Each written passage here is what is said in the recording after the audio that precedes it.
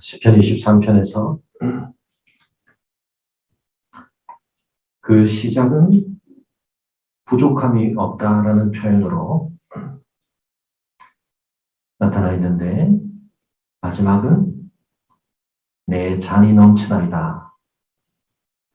어떤 의미에서는 조금은 소극적이고 부정적인 측면에서의 선포라면 뒤로 갈수록 훨씬 더 긍정적이고 적극적인 표현이 나타난다. 그렇게 볼 수 있겠고요. 그래서 이 짧은 시 안에서도 어떻게 보면 시상의 전개를 따라 어떤 흐름이 이루어지고 있다. 그렇게 볼 수 있겠습니다. 여호와가 누구이신가라는 것과 관련해서도 가장 대표적으로 목자의 이미지가 유비가 사용되고 있기는 하지만 어떤 측면에서는 그분은 또한 용사, 전사로 나타나기도 하시고 마지막 부분에서는 잔치집의 호스트, 주인으로 나타나기도 하십니다. 그리고 그 하나님께서 우리의 삶에 어떤 위치에 자리 잡고 계시는가 하는 것에 있어서도 지난주에 우리가 살펴본 것처럼 선한 목자께서는 카우보이식 몰이를 뒤에서 하시는 분이 아니기 때문에 우리의 앞장서서 우리의 삶에 필요한 것들을 살피시고 먼저 그곳으로 우리를 인도해 가시는 분이라는 점에서 우리의 앞에 계시는데 마지막 표현에서 보면 그 하나님의 어떠하심이 나를 뒤따른다. 그렇게 표현하고 있습니다. 그래서 이 짧은 시 안에서도 하나님에 대한 이미지, 또 하나님께서 우리의 삶에서 담당하시는 역할, 그리고 그 하나님과 더불어 함께하는 공간, 초장으로부터 계곡으로 잔치집으로, 그리고 그 하나님께서 우리의 삶에 자리 잡으신 위치, 변화들이 나타나고 있습니다. 근데 오늘은 특별히 우리가 4절에 주목을 하려고 하는데요. 이 4절은 이러한 변화에 있어서 굉장히 중요한 분수령이 되는 것입니다. 어떤 의미에서 우리가 이 시편을 떠올릴 때 가장 대표적으로 인상적으로 우리의 마음속에 떠오르는 이미지는 2절입니다. 푸른 풀밭에 누워있는 양, 잔잔한 물가. 그래서 너무 위협감을 느끼지 않고 물을 마실 수 있는, 그러나 그 물은 또 고여있는 물이 아니라 흐르는 물. 그래서 양은 초식동물임에도 불구하고 육식동물의 맹수의 위협으로부터 충분하게 안정감을 느낀 채 만족스럽게 꼴을 먹으며 풀밭에 누워있고 그리고 잔잔하게 흐르는 그 시냇가에서 아무런 어려움 없이 쉼을 누리는 그런 이미지. 우리가 이 시편에서 가장 대표적으로 마음속에 담고 있는 복된 인생의 모습입니다. 그러나 지난주에 말씀드렸던 것처럼 우리의 이해가 그 장면에만 고착되어 있어서는 안 되고 그것은 사실은 그 뒤에 오는 내용, 그 뒤에 오는 내용을 위한 하나의 징검다리와 같이 초석과도 같이 그것을 딛고 그 다음으로 나아가도록 이 시상의 전개가 이루어지고 있다는 점을 생각하실 때 특별히 3절의 내용이 2절의 내용과 긴밀히 연결되는 것이 중요하다. 지난주에 말씀을 드렸습니다. 이 구절을 이해하는 데 있어서 가장 대표적인 신약의 사건 뭐라고요? 요한복음 6장 복음서 전체가 유일하게 공통으로 예수님의 기적 가운데 우리에게 전해주는 한 가지 사건, 오병이어의 기적. 근데 그것이 특별히 제일 마지막에 기록된 요한복음에 있어서는 마치 이 이미지를 우리에게 오버랩시키려고 하는 듯이 중요한 내용들이 추가되어 있다는 말씀을 드렸습니다. 예수님께서 사람들을 엄청난 무리를 먹이실 부담을 가지시는데 제자들은 그걸 어떻게 감당할 수 있을지 도무지 계산이 잡히지 않는 200데나리온의 돈은 있다 할지라도 오늘날처럼 이마트나 무슨 코스트코가 있는 것도 아니고 당장 그 엄청난 식량을 구입할 수 있는 것도 없는 그런 상황 속에서 예수님께서 그들을 앉히십니다. 어디 앉히십니까? 그것이 푸른 초장과도 같은 이미지로 요한복음이 이야기하고 있습니다. 그리고 주님께서 그들에게 먹이시는데 어떻게 먹이셨습니까? 중요하게 그 결과를 우리에게 보고해주고 있습니다. 겨우 조금씩 허기를 면할 만큼 먹은 게 아닙니다. 모두가 먹고 남을 정도로 배부를 만큼 부족함이 없이가 아니라 충만하게 남을 만큼 먹이셨습니다. 그것을 오병이어의 기적으로서 공간복음을 비롯한 요한복음, 사복음이 다 기록하는 것은 이 사건이 예수님이 누구신지에 대해서 굉장히 중요한 것을 말해주고 있기 때문인데 그 사건을 경험은 했는데 문제는 뭡니까? 그 사건 속에 주님이 담기 원하셨던 그 사건을 경험함으로써 주님에 대해서 많은 사람들이 깨닫고 바라보기를 원했던 주님의 면모에 대해서 그들에게는 별다른 더 이상의 기대가 없었습니다. 먹고 배불렀다는 사실. 그래서 요한복음 6장에서는 그 뒤에 이어진 생명의 떡에 관한 설교를 듣고 수많은 사람들이 물러갔다.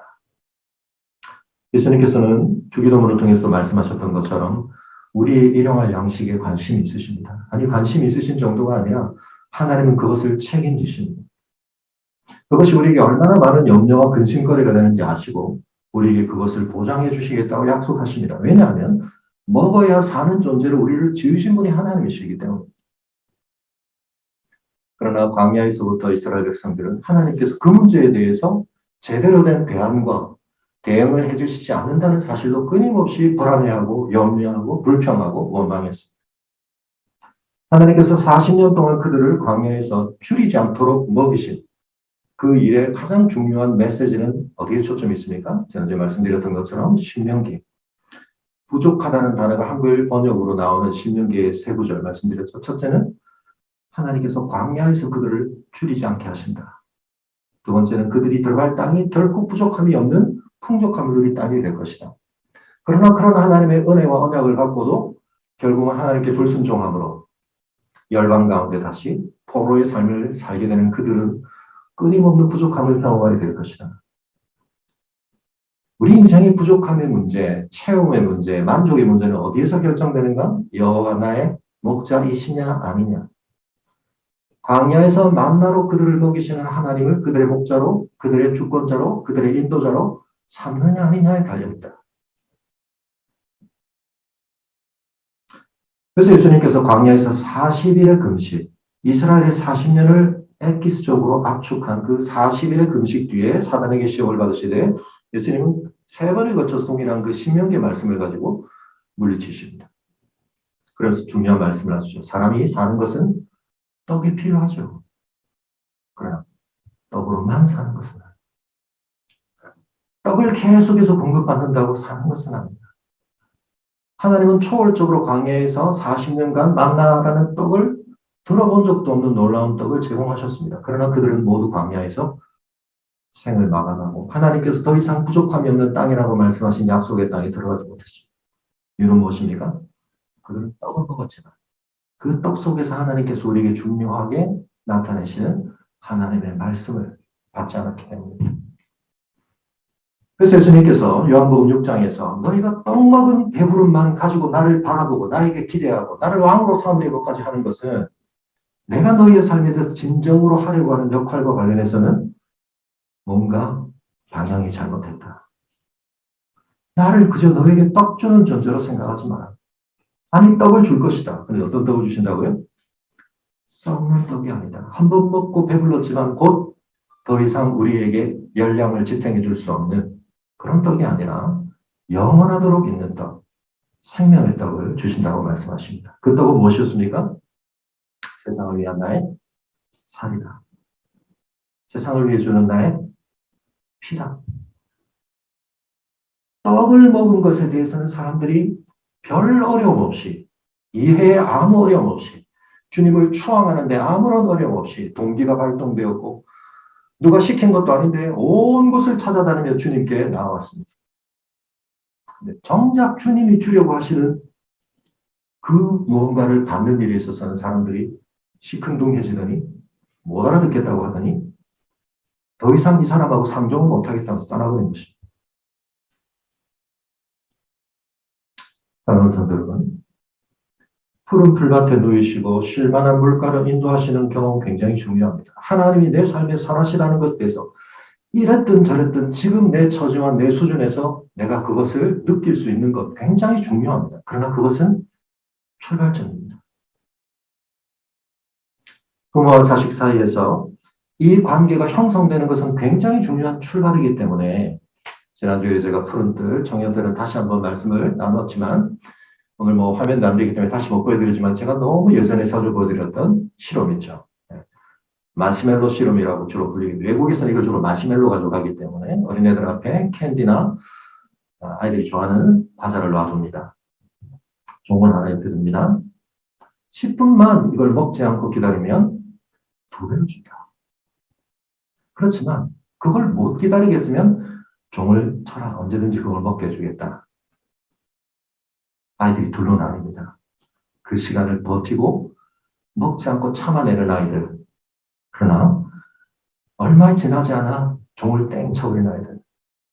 심지어는 말이 끝나기가 무섭게 종을 땡땡땡 치는 아이들. 만족지연이라고 하는 측면을 테스트하는 실험입니다. 아직도 가야 할 길을 쓴 스카펠을 비롯해서 많은 교육학자, 심리학자들이 그 아이들에게 있는 중요한 그 측면, 만족지연. 지금 당장 나에게 만족스러운 것을 덥석 움켜쥐고 그걸 포기하지 않으려고 하면서 좀 더 미래 더 나은 가치에 대해서 기대를 형성하지 못하고 인내하지 못하는 이런 모습. 수많은 버전과 수많은 종류의 실험이 이루어져서 그 한 가지 측면이 아이들의 이후의 성장 과정에서 사회생활에서 자신의 개인적 삶을 성취하는 데 얼마나 중요한 상관관계가 있는가 하는 것이 밝혀진 실험입니다. 여러분 그 만족지연 실험에서 중요하게 아이들이 미리 보여주는 특징이 있었죠. 뭡니까? 먹을지 안 먹을지 딱 알 수 있습니다. 주의분산법을 쓰느냐 안 쓰느냐. 그 보상물에 계속 집중하고 있는 아이는 반드시 먹을 거라는 사인입니다. 근데 그걸 안 먹을 애들은 어떻게 하냐면 거기서 눈을 돌립니다. 딴 데를 쳐다보고 막 눈을 가리기도 하고 혼자. 그럼 그게 뭐죠? 이번 주 장례에서도 제가 반복해서 드렸던 말씀 가운데 있었죠. 우리가 소망하는 건 뭡니까? 보이는 게 아닙니다. 보이는 건 잠깐입니다. 보이지 않는 것은 영원한 것입니다. 근데 그 지금 당장 눈앞에 있는 보이는 것을 넘어선 것을 볼 수 있는 힘이 있느냐 없느냐. 아이들에게 그것이 갖춰져 있으면 당장의 보상이 나에게 약속하는 것보다 더 큰 것을 위해서 현재를 절제할 줄도 알고 통제할 줄도 알고 참아낼 줄 아는 것입니다. 근데 그게 그럼 어떻게 생기느냐? 또 다른 여러 측면들이 있습니다만 아이들의 기질과 성향도 있습니다만 많은 경우에 있어서 부모와의 애착관계. 부모가 나에게 신실한 사람인가? 선한 사람인가? 부모가 나에게 약속을 지켰느냐? 부모는 진짜 나에게 좋은 걸 주는 사람이라는 걸 내가 확신하고 있느냐? 그런 아이들은 그걸 훨씬 더 잘 견딘다는 거예요. 근데 부모와의 애착관계가 약하거나 신뢰관계가 약한 아이들은 기대 형성이 잘 안 됩니다. 내가 이걸 참는다고 꼭 그 다음에 있다는 보장이 어디 있어? 이거라도 챙겨야지. 아주 작은 차이지만 인생에 엄청난 차이를 만들어요. 여러분, 아이들만 그 테스트를 계속 받고 있는 게 아닙니다. 어른인 우리도 계속 테스트를 받습니다. 영원하신 아버지와의 영적 애착 관계에 있어서 나에게 그 신뢰가 있는가? 지금 당장의 떡이 만족되는 것뿐만 아니라, 아니, 그걸 경험했을 때, 그걸 통해서 그 다음을 바라볼 수 있는가? 뭐죠? 하나님 나에게 선한 분이구나. 내 육체의 배부름뿐만 아니라 내 영혼을 소생케 하시는 분이구나. 내 존재의 모든 측면을 그분이 만족해 하실 수 있겠구나. 그렇게 우리의 경험이 확장되어야 하고 발전되어야 한다는 것입니다. 그리고 나 중심이 아니라 나의 이기심, 나의 자존심이 내 삶의 가장 중요한 가치가 아니라 하나님의 이름을 중요하게 여깁니다. 그래서 예수님께서 주기도문에 가르치신 그 간절한 열망을 가진 기도의 사람으로 사는 것. 다윗이 실제로 그랬던 것처럼 골리앗 앞에서 모든 사람들이 자기 생명의 위협을 가장 중요한 문제로 삼고 아무도 나서지 않을 때 하나님의 이름이 모욕당한다는 사실을 견딜 수 없어하며 여호와의 이름에 대한 불타는 수호지를 가지고 나아갔던 다윗. 바울이 어떻게 합니까? 생명의 위협이 분명히 있다는 반복적인 경고가 있지만 내가 주께로부터 받은 사명을 감당하고 완수하려 하면은 내 생명을 아끼지 않는다. 우리가 시옷 미움 잘 판단해야 됩니다. 하나님의 이름을 위하여 살아야 할 인생. 그것이 내 삶의 가장 궁극적인 가치라는 것이 받아들여지는 인생. 그래서 내 욕구, 내 만족, 굉장히 중요한 것들입니다만 그것이 더 진정으로 나은 가치와 제대로 연결된 방향 설정이 될 때 그 사람은 목자의 인도를 받는 삶을 살게 되는 것입니다.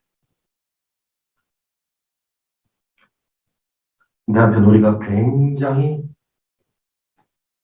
성숙한 양인 것처럼 처신하는데 여러분 우리가 어떻게 하느냐면 하나님 저는 제 인생에 한 90%는 제가 매니지먼트를 할 수 있습니다. 제가 알아서 할 수 있습니다. 양자도 많으신데 하나님 저한테는 한 10%만 아니 1%만 아니 한 0.1%만 제가 정말 중요하게 생각하는 이 문제에 대해서는 하나님 목자 되심을 쫙 나타내 주시면 됩니다. 나머지 제가 알아서 할 수 있습니다.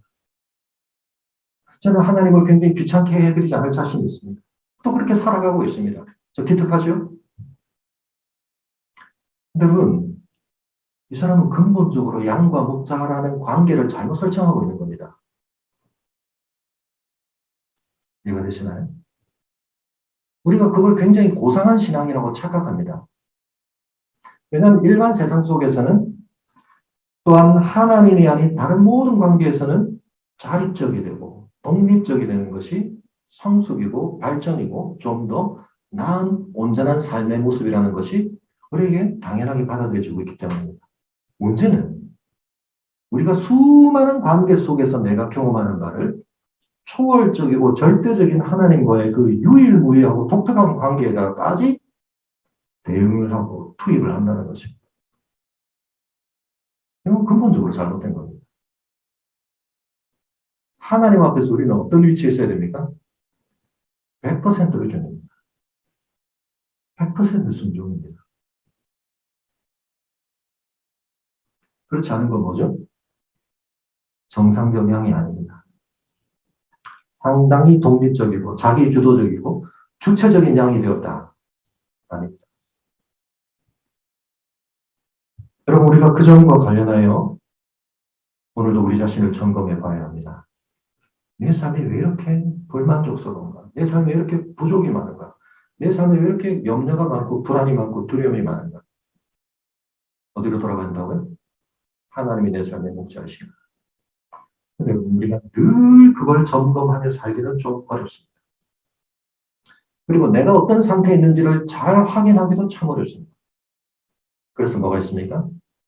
사절이 있습니다. 지난번에 말씀드렸던 것처럼 푸른 풀밭 쉴만한 물가라는 것도 여러분 항상적인 경험은 아니죠.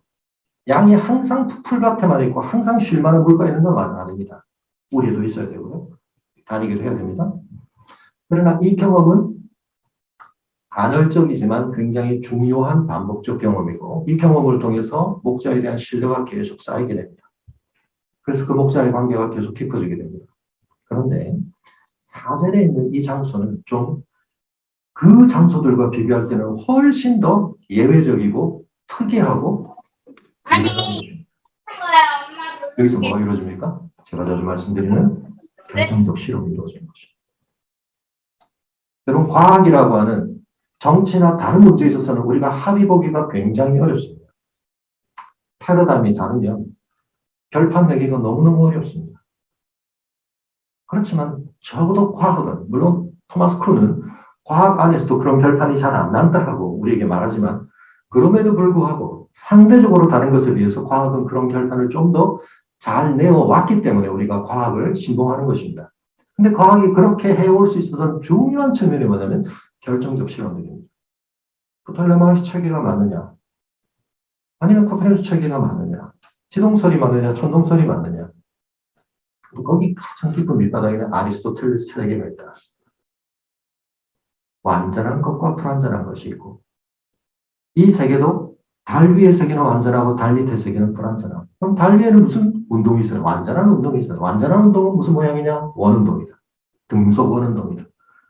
결론이 다 나버린 겁니다. 근데 관찰을 하는데 역행 현상이라는 게 가다가 방향을 틉니다. 불완전한 이상한 현상. 어떻게 설명한다고요? 원을 더 많이 만듭니다. 에피사이클이라고 하는 주전원을 원 하나에다가 원을 막 갖다 붙이면 그것도 나름 설명이 됩니다. 공기 중에는 산소가 결합해서 산화와 연소가 일어나는 게 아니라 안에 있던 플로기스톤이 빠져나오는 것이다. 우리는 완전히 이상한 얘기지만 그게 화학의 역사를 어마어마한 오랜 세월 동안 주도했습니다. 근데 그 전제를 가지고도 꽤 많은 걸 밝혀냈습니다. 이해가 됐습니다. 근데 뭔 문제죠? 한계가 있습니다. 천동설을 계속 믿으면 누리호를 쏘아 올릴 수가 없습니다. 물론 누리호를 쏘아 올리지 않고도 인류는 잘 살아왔습니다. 근데 문제는 뭐죠? 그건 진리에 기반한 건 아닙니다. 여기서 한 가지 기억해야 할 것은 궁극적 진리가 아닌 것도 어느 범위 안에서는 어느 정도로는 우리의 삶의 설명 체계로서 해석 체계로서 심지어는 그 문제들을 풀어가는 데서 중요한 전제로서의 힘을 발휘합니다. 그럼 코페르니쿠스 체계도 사실은 아리스토텔레스 체계에 여전히 영향을 받습니다. 어떤 점에 있었어요? 원을 사용하고 있습니다. 나중에 케플러에 가서야 타원 궤도를 받아들입니다. 티코 브라이라고 하는 여전히 코페르니쿠스 체계가 아닌 체계를 신봉하던 사람이 열심히 데이터를 축적해놓은 걸 활용하고 보니까. 근데 그럴 수 있었던 것은 기독교적 세계관 때문이다. 많은 과학자들이 인정합니다. 경험을 존중할 수 있는 정신은 이 세계 속에 신이 작용하는 것을 그대로 우리는 믿을 수 있다는 신념, 영적 하나님에 대한 지성적 애착이죠. 애착 형성이 되면 경험주의가 성립이 되는 겁니다. 이전에 말도 안 되는 연역 체계의 문제를 밝혀낸 것은 그런 의미에서 기독교 세계관입니다. 제가 여기를 반복적으로 드리는 이유는 뭐냐. 여러분, 결정적 시험에서 굉장히 이상한 걸 하나 가지고 와서 굉장히 특이한 한 지점을 찾아내서 실험을 합니다. 왜요? 거기에서는 결판이 나기 때문에. 이상한 중력 가속기를 만들고 입자 가속기를 만들고 어마어마한 돈을 쏟아부어서 왜 저런 이상한 짓을 하나? 거기서 진짜 옳은 체계가 뭔가가 판결이 나기 때문에. 여러분 그게 뭡니까? 우리 인생 모두에게 그 결정적 체험이 사실은 있습니다. 뭐죠? 죽음. 성경은 우리 모든 인생에게 근본적인 문제가 있다고 말하는데 그게 죄라고 말하는데 그 죄가 문제라는 사실을 우리가 받아들일 수밖에 없게 만드는 게 뭡니까? 죄의 결론으로서 죄의 싹스로서 우리가 받게 되는 죽음. 죽음은 이 세계 속에 원래적으로 깃들어 있던 자연스러운 현상이 아닙니다. 성경은 죽음은 하나님의 원래 의도를 깨트리는 하나님이 원래 작정하신 것을 어떤 의미에서 심각하게 훼손시키는 것이라고 분명히 우리에게 증가하고 있습니다. 높은 수준에서 보면 삶과 죽음, 다른 것 같이 극단적으로 다른 것 같이 그게 다 하나야. 삶의 자연스러운 결과야. 그렇지 않습니다. 죽음은 참혹한 것입니다. 죽음은 이질적인 것입니다. 그래서 예수님께서도 나사로의 무덤 앞에서 우셨고 비통해 하셨습니다. 우리가 흙에서 왔으니 흙으로 돌아간다는 것은 여러분 하나님 안에서 받은 저주를 우리가 받아들이는 것이지 근본적인 우리의 자리로 돌아간다는 뜻이 아닙니다. 그래서 여러분 우리가 아무리 사랑했던 분이지만 그 죽음의 이별 과정에서 경험하는 비통함 그것이 있습니다. 여러분은 화장을 여기 바르는 화장 말고요. 장례사는 화장, 절차로서의 화장을 자세히 목격을 하실 기회가 잘 없으시지만 저는 목사이기 때문에 죽음을 가까이서 많이 목격을 하죠. 사람의 몸무게가 차이가 있지만 그 화장을 다 하고 나면 몇 그램이 남는 줄 아십니까? 큰 차이가 없습니다. 200에서 300g 남습니다. 다 태우고 나면. 여러분 이 유골함 안에 가득 들어간다고 생각하시죠? 그거 반도 안 찹니다 사실. 종이에 싸서 접어서 간에 넣으면.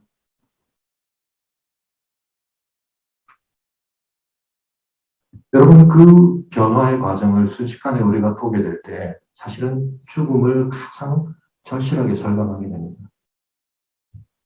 내 존재가 내가 익숙하게 보아왔던 그 대상이 더 이상의 나와의 그런 인격적이고 살아있는 접촉을 못한다는 정도가 아니라 내가 그의 고유성을 떠올릴 때마다 늘 그려왔던 그 이미지, 그 형체, 그 크기, 그 모습, 그 역할, 그 기능 모든 게 사라지고 한줌의 흙으로 돌아갑니다. 그게 자연스럽습니까? 그렇지 않습니다. 그래서 제가 자주 말씀드리지만 모든 세계관을 구별하는 여러 가지 포인트들이 있지만 그중에 가장 중요한 건 죽음을 어떻게 규정하는가. 그리고 그 죽음에 대해서 우리가 뭐라고 답을 하는가입니다. 근데 안타까운 것은 본인 스스로를 그리스도인이라고 말하면서도 암묵적으로 실제적으로는 에피쿠로스주의를 믿거나 유물론을 믿는 그런 성도들이 많이 있습니다. 성경이 죽음에 대해서 뭐라고 말하고 거기에 대해서 뭐라고 답을 주시는가가 중요한 게 아니라 죽음은 그런 거지 뭐. 죽어봐야 하는 거지 뭐. 그 태도가 우리의 결정적 실험을 자꾸 보류시키는 겁니다. 갈릴레오가 분명히 망원경으로 봤는데 금성에 상 변화가 있는데 망원경을 믿을 수가 없어. 무게를 철저하게 다 재어보니까 연소반응 뒤에 무게가 증가했는데 아 그래? 플로기스톤은 음의 질량을 가지고 있어. 놀랍죠? 패러다임을 계속 그렇게 고수하려고 합니다. 우리 모두 그런 성향이 있습니다. 근본적인 걸 바꾸는 게 굉장히 어렵습니다. 아니 목사님 그냥 삶의 태도 몇 가지를 고치라고 하거나 지금까지 잘못했던 거 안 하고 이런 거 하라고 말하면 제가 할게요. 그럼 그게 우리의 중생이 아닙니다. 우리가 지금 기독교 강연을 통해서 철저하게 강조되고 있는 건 뭐죠? 하나님의 은혜가 아니면 우리 안에 어떤 선도 일어날 수 없다. 근데 오늘날 많은 기독교인이 거의 실제적인 팔라기우스주의를 따르고 있습니다. 내 의지로 내 안에 남아있는 자연적 선함으로 하나님의 은혜를 보충하고 협력한다? 그렇지 않습니다.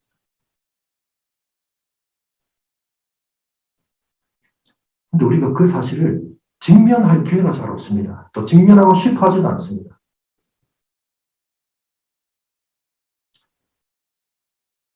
그래서 제가 예전에 자주 언급했던 미국 소설가 모델 에드가 랜 포우라고 하는 단편 소설을 많이 쓴 사람인데 이 사람의 소설에 굉장히 기이한 내용들이 많은데 거기 공통점이 하나 있습니다. 뭐냐면 뭔가를 배제하고 뭔가를 격리시키고 뭔가를 분리하는데 그것들이 마지막에 가면 되살아 나와서 덮칩니다. 겹쳐집니다. 검은 고양이 그렇고요. 어시바리 몰락 그렇고요. 빨간 가면의 무도회 그렇고요. 성 밖에는 죽음의 전염병이 도는데 철옹성을 쌓아놓고 성주가 그 안에서 매일 가면 무도회를 합니다. 파티를 합니다. 밖에서 사람들이 죽어가고 있는데.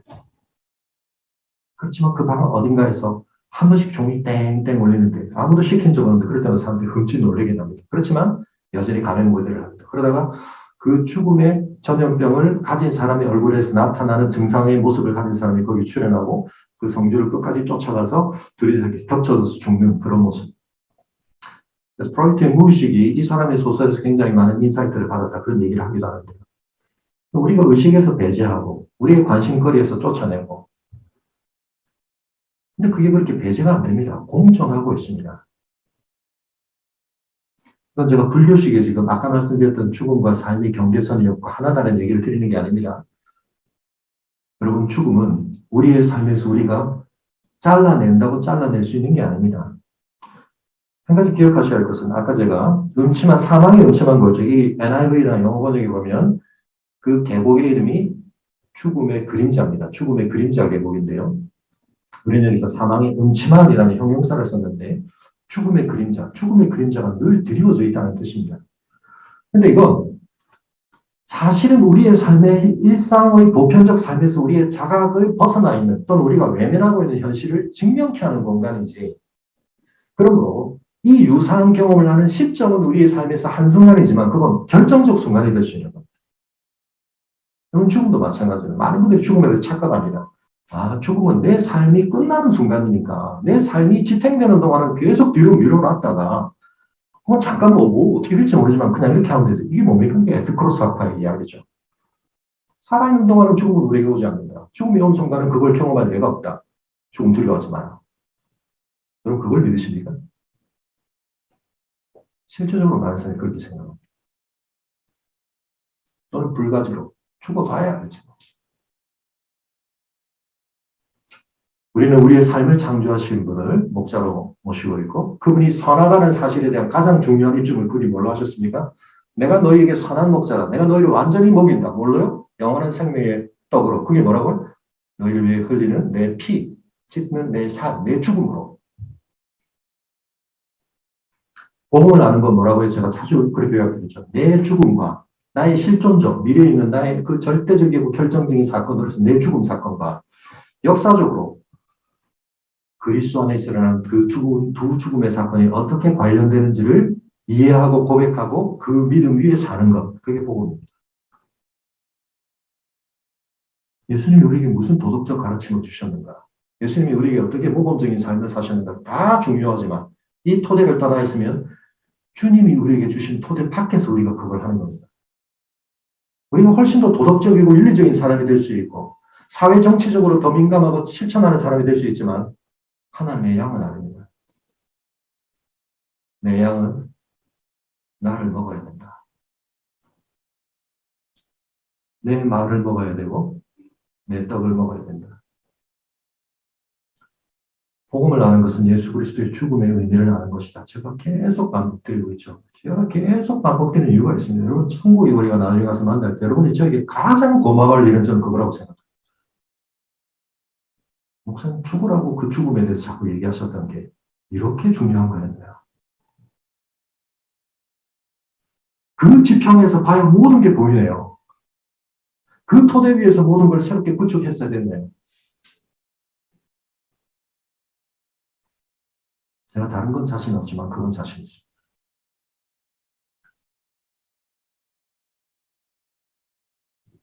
사랑하는 성도 여러분, 나의 죽음에 대해서 생각해 보셔야 됩니다.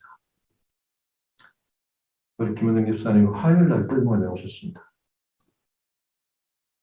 아버님이 여러 가지로 건강에 어려움도 있으셨기 때문에 아버님의 생에 대해서 염려스럽고 또 안타까운 전망을 우리가 이미 어느 정도는 공유하고 있었습니다. 그날도 기도 제목을 나누셨습니다.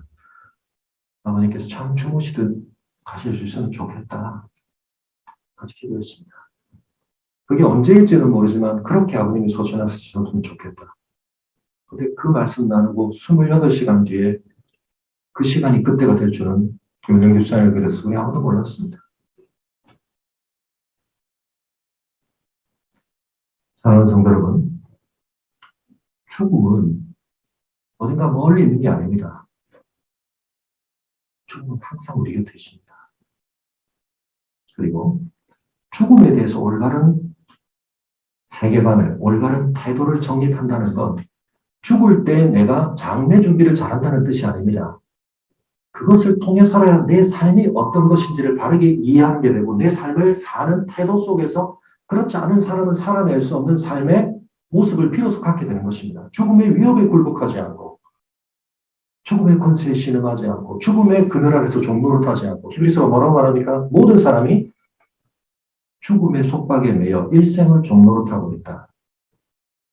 나는 죽음에 대해서 전혀 생각지 않는데 그게 종노릇입니다. 너무 이상하지 않습니까? 우리는 뭘 지혜라고 말하죠? 미래에 대해서 대안을 가지고 있는 것. 적어도 미래에 대해서 분명한 태도 정립을 하고 있는 것. 한 달 뒤에 있을 일은, 1년 뒤에 있을 일은 아무 생각 없이, 아무 준비 없이 산다? 어떻게 그렇게 무책임하고, 어떻게 그렇게 지혜롭지 못한 어리석은 사람이 있는가? 예수님께서 비유 속에서 어리석은 사람이라고 말한 사람, 얼마나 지혜로운 사람인지 모릅니다. 얼마나 장사도 잘하고 농부로서 일도 잘해가지고 곡식을 쌓을 곳이 없도록 소출을 걷고, 그걸 흥청망청 먹지 않았습니다. 창고를 새로 지었습니다. 그 다음에는 자린고비처럼 그걸 쌓아놓고 있지 않았습니다. 야, 이제 됐다. 먹고 즐기자. 그러고 이제 하나님이 뭐라고 말씀하시죠? 오늘 이 밤에 내가 네 영혼을 가져온 그게 누구 거냐? 아, 목사님 그렇게 말하면 너무 허무한데요. 맞습니다. 전도서가 우리에게 얘기하는 게 그겁니다. 헛되니 모든 것이 헛되다는 사실을 알아야 한다는 거예요. 단 그건 뭐죠? 해 아래에서 해를 지으신 분의 관점에서 보지 않고 해 아래에 있는 관점에서 세상을 다 보려고 하면 그 패러다임 안에는 안 담기는 게 있습니다. 그게 뭐죠? 죽음 넘어가 안 담깁니다. 그러니까 우리는 어떻게 합니까? 죽음의 문제가 너무 중요한 문제고 너무 확실한 문제인데 배제하고 사는 것입니다. 죽음이라는 문제를 들여오는 순간 우리의 삶의 시스템이 붕괴되어 버리기 때문에 내 삶의 의미와 목적이 와해되어 버리기 때문에 그걸 잘라내고 사는 것이 지혜인 것입니다. 100% 확률입니다. 우리 모두가 죽습니다. 예외가 없습니다. 우리 모두에게 가장 결정적 사건입니다.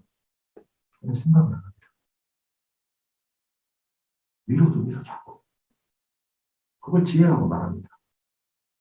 많은 사람이 거기에 동조하고 있기 때문에 우리는 그 패러다임이 옳은 줄 생각합니다. 그렇지 않습니다.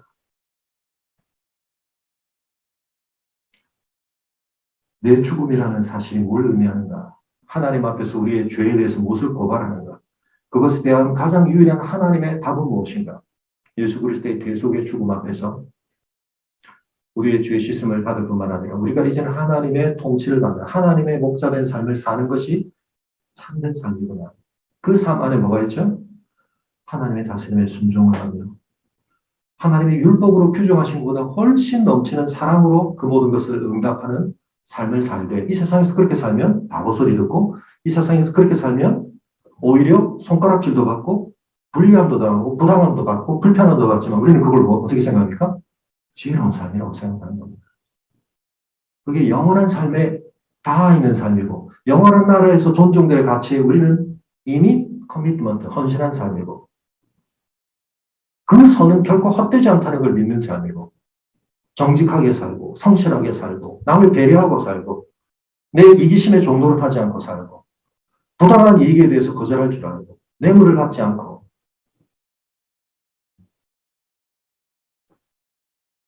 어떻게 그렇게 살 수 있습니까? 부활 소망이 있어야 되는 겁니다. 하나님 나라에 대한 분명한 소망이 있어야 하는 것입니다. 바울이 그렇게 살고 있지 않습니까?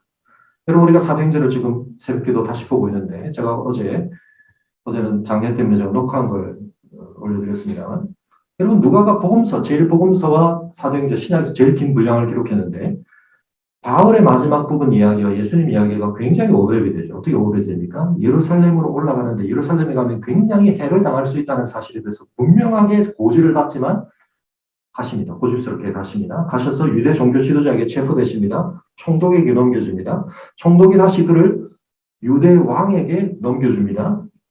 재판의 과정에서 이 사람 이런 취급을 받을 사람은 아닌데라는 판정을 받습니다. 근데 그 다음에 좀 다릅니다. 누가복음 23장하고 사도행전 27장이 굉장히 비슷하다. 왜 그렇습니까? 예수님의 죽음의 이야기가 나오는데 거기에 해당하는 바울의 이야기는 뭐냐면 바다를 여행하는 얘기입니다. 바다가 성경에서는 하나님의 통치에 대한 이 비조세계에 있지만 가장 적대적 세력의 거점으로 상징화되는 것입니다. 하나님의 주권적 통치에 대해서 가장 마지막 뭔가 불안 요소가 잠재되어 있는 용이 출현하는 것입니다. 그 바다가 어떻게 합니까? 그 바울을 위협합니다. 유라고 올라가서. 근데 어떻게 하죠? 하나님 거기서 그를 건지십니다. 그 혼돈, 대혼돈, 대불란. 근데 그 자리가 뭡니까? 누가 삶의 주권자인가가 드러나는 것입니다. 물론 이 경험은 구약의 선지자 중에 요나는 이걸 반대로 경험했죠. 하나님의 주권에 반하는 곳으로 가다가 들통이 나버렸습니다. 자기가 불순종하고 있다는 것을. 근데 바울은 적극적으로 하나님께 순종하는 길을 가고 있었기 때문에 온갖 선원들과 바다 항해 전문가들의 변호에도 불구하고 누가 그 모든 걸 주도하느냐? 바울이 주도합니다. 이유는 뭐죠? 거기서 드러나는 겁니다. 그 바다가 뭘 보여주느냐? 광야가 뭘 보여주느냐? 사망의 음침한 골짜기가 뭘 보여주느냐? 내 삶의 주권자가 누구여야 하는가? 내가 믿을 만하다고 생각하는 그 무엇이나 그 누구가 아니고 심지어는 나 자신도 아니고 하나님이시구나. 뼈저리게 처절하게 자각하는 것입니다. 그래서 하나님께서는 때로 성도가 사망의 음침한 골짜기를 통과하는 것을 허용하십니다. 여러분 여기는 누워있지 않습니다. 여기서 쉬는 게 아닙니다. 이건 통과하는 곳입니다. 그렇지만 이 통과의 과정은 무의미하지 않습니다. 중요한 결정적 실험이 여기서 이루어지기 때문에 여러분 정말 괜찮은 신앙을 가진 분치고 사망의 음침한 골짜기를 통과하지 못한 분을 저는 한 번도 보지 못했습니다. 바꿔 얘기하면 저는 별로 그렇게 제 인생에 사망의 음침한 골짜기는 없었다는 점에 있어서 하나님의 선하심을 경험했습니다. 물음표가 남는 겁니다. 진짜 여호와 이분의 삶의 목자이실까?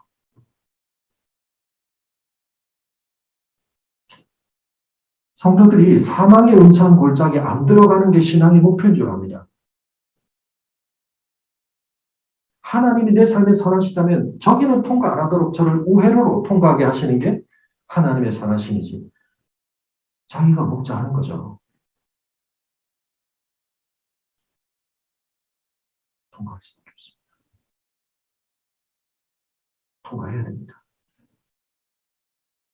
그래서 신약에서 우리에게 임하는 때로는 부당하기도 하고 부조리하기도 하고 이유와 목적도 알 수 없는 고난에 대해서조차 뭐라고 우리에게 일반론적으로 고민하느냐면 기뻐하라. 거기서 결정적 실험이 이루어지기 때문에 그 실험을 통해서 내가 진짜 하나님을 목자로 모시지 않았구나라는 걸 깨닫게 되면 그럼 내가 지금까지 했던 신앙생활은 뭐지? 이거 크게 중요한 게 아닙니다. 저는 정말 답답하게 그 함정에 빠져 있는 분들을 너무 많이 봅니다. 하나님의 말씀에 진짜 부딪혔을 때 우리에게 그런 도전이 오거든요. 물론 그 전에 우리의 신앙생활도 무의미한 건 아닙니다. 하나님의 영원한 작정 안에서 그건 다 하나님의 경륜 속에 임계치를 향해 가고 있는 거였죠. 근데 결정적 실험을 만나게 될 때 우리에게 새로운 자각이 생깁니다. 내가 지금까지 하나님을 목자라고 내가 말은 해왔지만 내 인생에 진짜 목자로 내가 하나님을 인정하지 못한 부분이 얼마나 깊었나, 얼마나 많았나.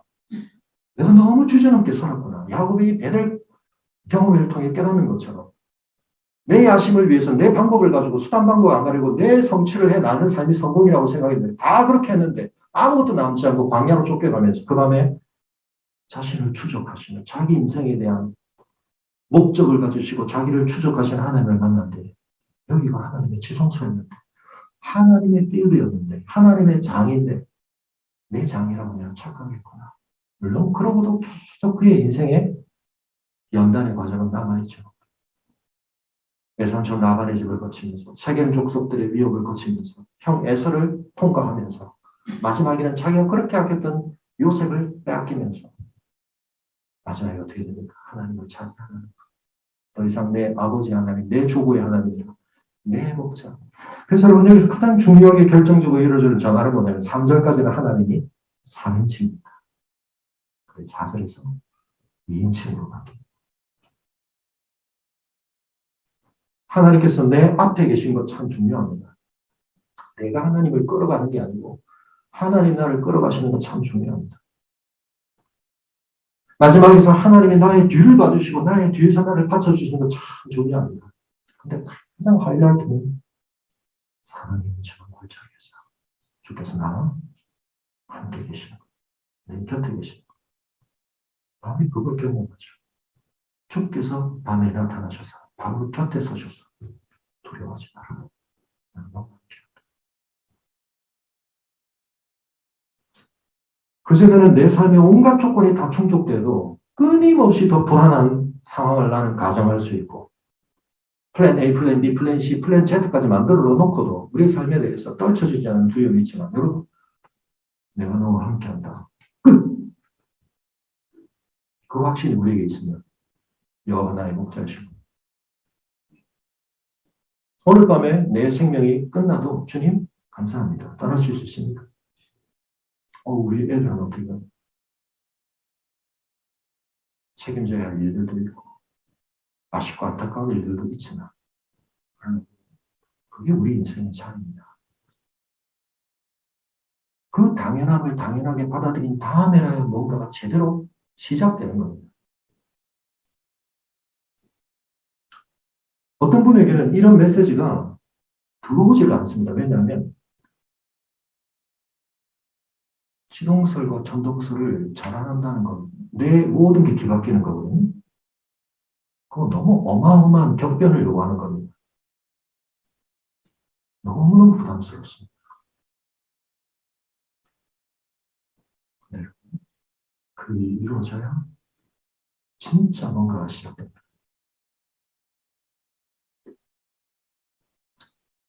좋습니다.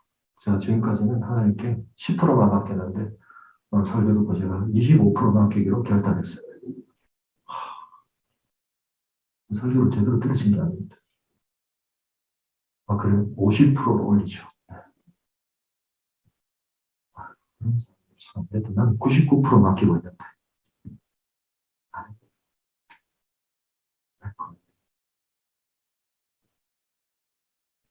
그래서 좀 극단적이지만 가정을 해봐야 됩니다. 반사실적 가정이라는 게 우리의 삶에 필연을 인과를 체크하는 중요한 수단이 되는 이유는 그래서인 것입니다. 그래서 때로 옛날에 헌신을 확인할 때 선교사로 갈 사람 손 들어봐. 근데 선교사로 꼭 가라는 얘기가 아니고 내 삶의 플랜 중에 한 번도 내가 고려하지 않았지만 하나님이 갑자기 그렇다고 말씀하시면 내가 순종할 수 있겠느냐. 그걸 확인하는 거죠. 네. 다 선교사로 가시면 안 됩니다. 다 목사하시면 안 됩니다. 세상에서 하나님의 나라를 위해서 여러분의 자리에서 버티고 씨름하시는데 선교사적 마인드를 가지고 내가 목사한다고 생각했을 때 짊어질 부담을 내가 실감하면서 여러분 제가 그 결단을 고3 때 하면서 하나님 앞에 참 많은 깨달음을 얻었는데 목사를 하고 나니까 그 다음은 또 씨름이 있습니다. 또 씨름이 있고 근데 목사 했죠? 끝났죠? 아닙니다 여러분. 목사로서도 제대로 된 목사를 할 거냐 말 거냐. 제가 비슷한 차원에서 한번 여쭤봅니다. 오늘 밤에 갑자기 하나님 아프리카로 가자. 하실 수 있겠습니까? 바울이 선교 여정의 계획을 다 세워놨습니다. 근데 갑자기 성령께서 환상을 보내셔서 마게도냐로 부르십니다. 갔는데 평소에 있던 회당도 안 보입니다. 가서 죽도록 맞고 감옥에 갇혔습니다. 바울과 실라가 거기서 뭐라고 그러죠? 하나님 제 인생의 목자 노릇을 이렇게 대충 엉망으로 하실 겁니까? 저도 저로 가겠다고 했는데 위로 데려와 놓으시고 저를 이곳에 이렇게 갇혀있게 하십니까? 바울과 실라가 그날 찬송을 불렀죠. 그게 여호와 목자 삼은 양의 모습입니다. 벨릭스 밑에서 2년을 구류를 당합니다. 꼼짝도 못하고. 그렇지만 또다시 베스토 앞에서 그리스도의 복음을 전합니다. 하나님 나를 이렇게 2년이나 썩게 하실 겁니까? 뭐 이런 식으로 제 인생을 하나님 맡고 계십니까?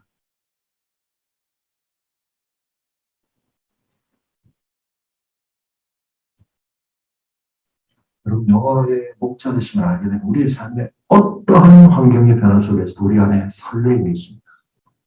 기대가 있습니다. 즐거움이 있습니다. 환경이 어떻게 할 수 없는 그리고 거기에 내 통장에 수십 조가 쌓여 있어도 가질 수 없는 이건 비유는 이제 총 맞은 것처럼 비슷한 비유죠. 경험해 본 적이 없으니까. 그렇지만 저는 그렇게 확신합니다. 우리 함께 자리에서 일어나겠습니다. 혹시 사망의 음침한 골짜기 속에 계십니까? 아니면 왠지 저 앞에 사망의 음침한 골짜기가 등장할 것 같아 두려우십니까? 우리가 염려해야 하고 우리가 두려워야 할 것은 그것이 아니고 여호와가 내 삶의 진정한 목자이신가 아닌가 하는 문제입니다. 여러분 혹시 사망의 음침한 골짜기 속에 계시다면 정말 죄송하지만 어쩌면 정말 기분이 나쁘실 수 있지만 여러분 기뻐해 보시기 바랍니다. 그렇지 않았다면 내가 깨달을 수 없었다. 내 삶의 무게중심을 하나님께로 옮겨야 함을 자각해 하시고 그 처절한 고백이 내 인생의 가장 영광스러운 고백이 되게 하시는 은혜를 여러분 바로 앞에 두고 계신 겁니다. 축하합니다. 여러분 사망의 음침한 골짜기를 통과해 보셨습니까? 그곳에서 깨달았던 것 절대로 잊지 마시기 바랍니다. 그 아름다운 고백을 여러분 놓치지 마시기 바랍니다. 그 소중한 확신에서 흔들리지 마시기 바랍니다. 주의 지팡이와 막대기가 나를 지키시고 보호하시고 다음 주에 우리가 보겠지만 우리를 어디로 인도하실 것인가? 하나님은 결코 우리를 동굴 속에 가득 위에 몰아붙이지 않으십니다. 그렇지 않았다면 갈 수 없었고 볼 수 없었던 영광스러운 빛으로 놀라운 터널로 우리를 인도하시는 하나님. 그 가장 고난스러운 자리에 우리보다 먼저 가셨고 더 깊이 가셨던 분으로서 우리의 고통을 체결하신 우리와 함께 하시는 그 주님은 바라보시고 여러분 사망의 음침한 골짜기 우리가 그곳에서 만약 주의 나의 목자 되심을 인칭적으로 확인하고 고백할 수 있게 된다면 그것이 우리의 영광의 자리요, 우리의 삶의 새 출발의 자리가 되고 고백하며 시간 함께 기도하겠습니다.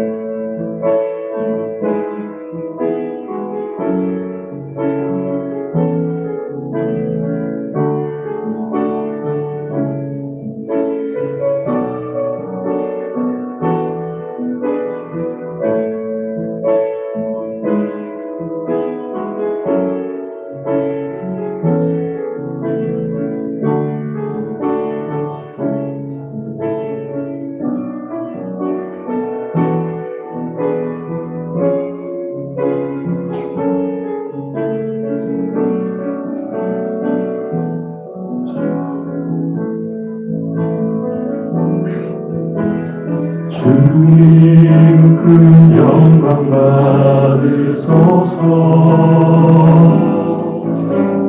홀로 찬양 받으소서. 모든 이름 위에 뛰어난 그 이름, 온 땅과 하늘이 다 찬양해. 겸손하게 우리 무릎 꿇고 주 이름 앞에 영광 돌리세. 모든 절하세 독생자 예수, 주님께 찬양 드리리. 모든 영광과 존귀와 능력 받으소서.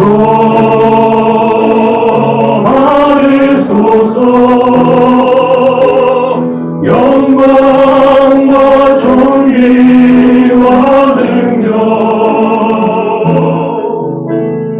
받으소서.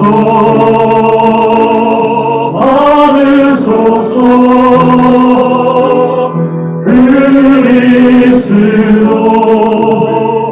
살아계신 하나님.